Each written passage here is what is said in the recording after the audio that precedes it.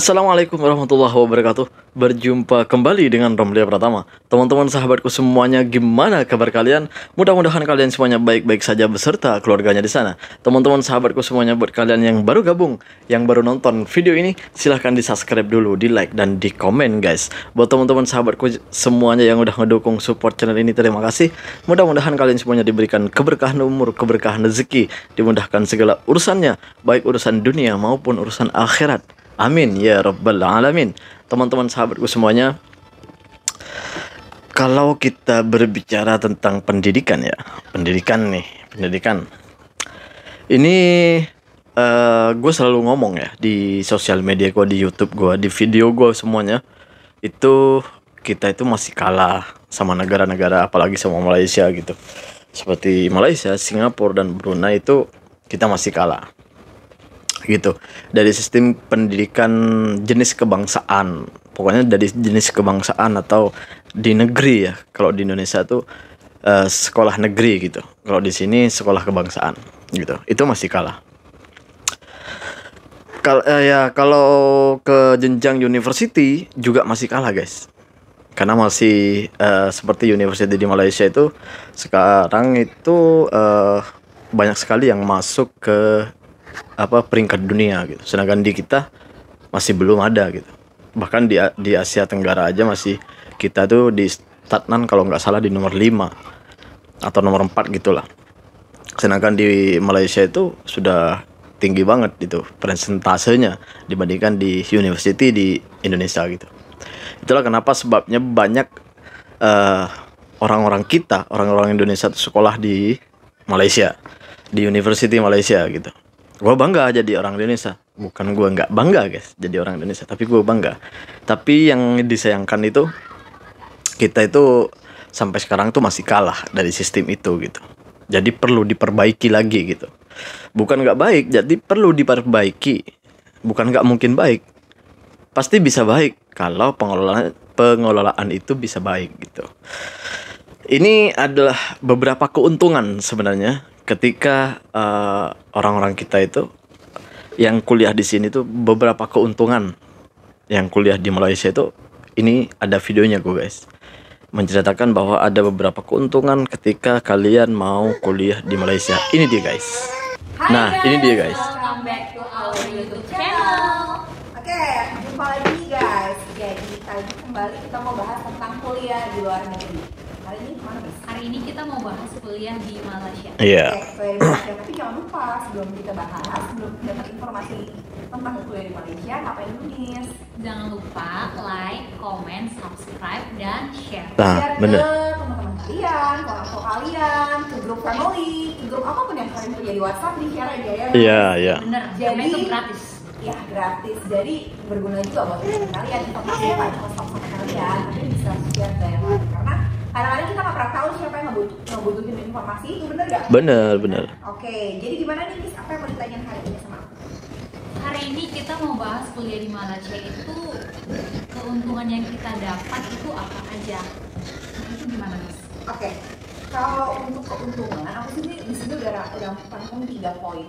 Kenapa memilih kuliah di Malaysia? Apa aja 3 keuntungannya? Pertama adalah menurut aku yang dekat. Iya, bener. Iya, Semua orang dekat. udah tahu lah kuliah di Malaysia itu dekat karena penerbangan juga dari Soekarno-Hatta itu cuma waktu 2 jam udah nyampe. Iya. Terus juga menurut aku karena dekat ini cocok banget buat kalian yang baru pertama kali mau kuliah di luar negeri tapi nggak mau terlalu jauh. Ada orang tua ya. Iya. Iya. Karena kan kayak baru pertama kali kuliah itu kadang suka ngerasa homesick ya nih. Iya, benar. Kayak makanan rumah nih, makanan orang tua nih. Miss, anak rantau pernah homesick gak? Pernah dong. Pernah. Homesick sama makanan di Medan? Iya, benar banget. Ini orang yang sangat sering homesick dengan makanan di Medan. Apa sih yang kangenin sama makanan di Medan? Banyak sih, banyak banget. Sumpah. Nah, sama halnya kayak kita misalnya ngerantau ke negeri orang. Contohnya, kadang-kadang kangen sama yang namanya uduk, rendang, Iya. kan? Indomie. Kalau Indomie kan bisa dibawa deh, tapi kalau uduk kan nggak mungkin bisa dibawa. Jadi menurut aku kalau kalian baru pertama kali kuliah ke luar negeri, merantau ke negeri orang, Malaysia ini bisa jadi batu pertama kali dulu untuk kalian pilih. Karena lokasinya yang nggak terlalu jauh, mau bolak-balik Jakarta Malaysia gampang, atau misalnya kamu Indonesia ke Malaysia dari Surabaya atau dari Yogyakarta itu gampang. Dan karena dia juga nggak terlalu jauh, jarak waktunya tuh nggak menyulitkan gitu loh. Maksudnya kayak contohnya kita cuma beda 1 jam sama Malaysia. Di sini jam 8 pagi, di sana masih jam 9 pagi. Kalian mau kontak-kontakan sama orang tua, mau video callan itu tuh nggak terkendala waktu ya. Iya benar. Kalau baru pertama kali pergi jauh maunya komunikasi dulu ya. Iya benar. Komunikasi itu penting banget buat kabarin, "Ma, aku butuh ini, aku butuh ini." Itu gampang banget, kayak kamu baru selesai pulang kuliah jam 6 sore di sana, di sini masih jam 5 sore. Kalian masih bisa video call. Tapi kalau misalnya jarak waktu beda sampai 18 jam, 12 jam, kadang-kadang itu menjadi kendala.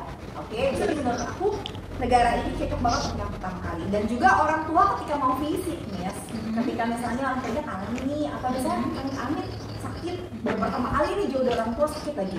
Orang tua tuh gampang banget mau visitnya, penerbangan tuh gampang banget dibelinya, ya kan? Kayak Bener. perlu visa. Kalau misalnya kamu ke negara lain yang perlu visa agak ribet, orang tua nggak bisa yang tiba-tiba, "Ma, aku kangen mau ketemu, Ma tolong kesini," nggak bisa, besoknya langsung tiba-tiba datang.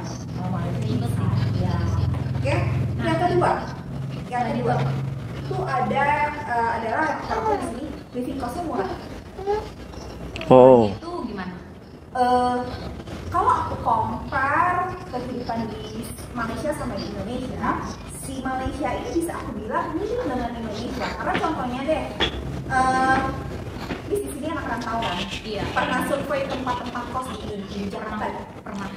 Oke, aku tanya, kita compare-nya Malaysia sama Apple ya. Sudirman sama Malaysia deh. Kita ngomongnya Kuala Lumpur sama Sudirman gitu ya. Oke. Di Sudirman kosan tuh berapa sih? Dua ke atas sih. 2 juta ke atas. Kayaknya udah gak dapet deh, kayaknya 3 kali ya. Karena Tiga. aku punya saudara kan dia kerja di daerah selatan, rumahnya di Depok, jadi dia lumayan jauh ya, bolak-balik. Dia ngekos itu temennya dapat sekitar 2,8, 3 juta sampai 4 juta pun ada. Kalau kamu sewanya apartemen itu satu apartemen studio aja tuh bisa 1 tahun tuh bisa 30-an juta. Oke. Nah, kuliah di Malaysia akomodasinya tuh kalian gak perlu khawatir karena ini bagian dari salah satu dari living cost ya. Akomodasi di Malaysia itu rata-rata murah-murah karena kampus di Malaysia rata-rata menyediakan yang namanya on campus accommodation. Nah, itu harganya kurang lebih di angka 800 sampai 1.500 ringgit per bulan. 800 sampai 1.500 ringgit per bulan. Kalau kamu kaliin 1 ringgitnya itu 3.500. Berarti kalau dirupiahkan jadi kalau misalnya ngomonglah 1.000 ringgit gampangnya 3.500.000 per bulan.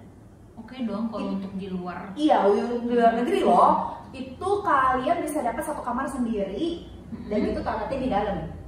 Nggak sharing. Gitu. Jadi lumayan lah kalau kamu compare akomodasi tuh hampir mirip-mirip, hampir sama. Terus makan juga menurut aku murah karena sekali makan itu di Malaysia bisa sekitar cuma 8 sampai 15 ringgit. Setuju itu. 8 Setuju itu. 15 ringgit taruhlah aku ambil tengahnya 10 ringgit. 10 ringgit berarti cuma 35 ribu. 35.000. Itu sekali lunch 35 ribu itu bisa dapat nasi, sayur sama daging. Ayam, ikan kayak gitu ya. Kalau kalian makannya di kantin rata-rata segituan karena kan kalian anak kampus ya. Paling kalian cuma pergi hangout ya 1 minggu sekali lah weekend. Tapi kalau misalnya kalian compare-nya sama kayak kamu makan di food courtnya Indo sama food courtnya Malaysia itu hampir sama kok harganya. Malah menurut aku bisa aku bilang murahan Malaysia. Jadi cocok ya untuk kantong mahasiswa. Cocok banget. Jadi buat aku living cost itu nggak terlalu membebankan kalau kamu kuliah di Malaysia. Oke. Shopping, namanya cewek ya Miss. Karena cowok juga kalian pasti perlu shopping. Iya benar. Nah, shopping di Malaysia menurut aku juga bisa aku kategorikan barang-barangnya lumayan murah, Miss. Kadang-kadang tuh kayak baju-baju, kayak kaos-kaos, anak kampus kan biasanya suka kaos ya. Iya. Baju-baju itu lumayan murah kok, kayak 30 ringgit, 20 ringgit, lumayan lah. Kalau kalian yang suka hobi shopping, cuci mata, Malaysia bisa menjadi salah satu tempat. Cocok ya. Ya, tapi jangan kebanyakan shopping terus lupa kuliah ya, Miss. Iya benar.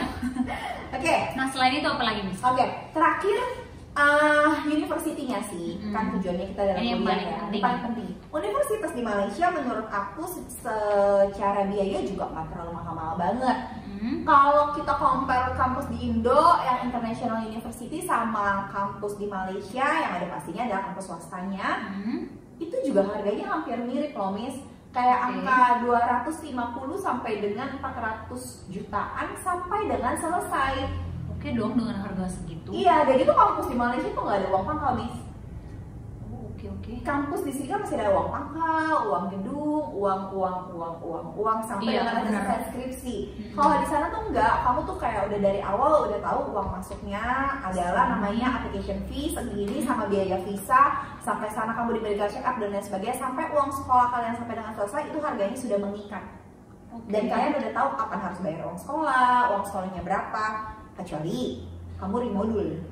Akhirnya nggak naik kelas lah, mungkin kalau di namanya apa ya, bilangnya ulang semester, ulang subjek, ya itu kan di luar jadwal ya, itu karena mungkin kaliannya yang absennya jelek, atau mungkin kalian belum bisa ngikutin pelajaran. Tapi kalau secara pathway-nya, itu mereka udah jelas uang sekolahnya berapa, durasinya berapa lama, dan rata-rata kuliah di Malaysia cuma 3 tahun, kecuali engineering dan science itu 4 tahun. Karena beda ya? Iya, dan itu dengan harga yang segitu ya, Miss. Kalau kuliah di Malaysia, aku lebih saranin sih kampus yang swasta. Kenapa gitu? Karena kalau kampus negerinya itu lebih 90% dia mengutamakan anak-anak lokal. Oh oke, biasa Kalau sih. kalau kampus yang swasta, kita ngomong kayak Sunway, Taylor's, APU, UCSI, itu mereka rata-rata semuanya perbandingannya 40/60 lokal, 40-nya itu adalah international student. Yang dimana pembelajarannya full bahasa Inggris.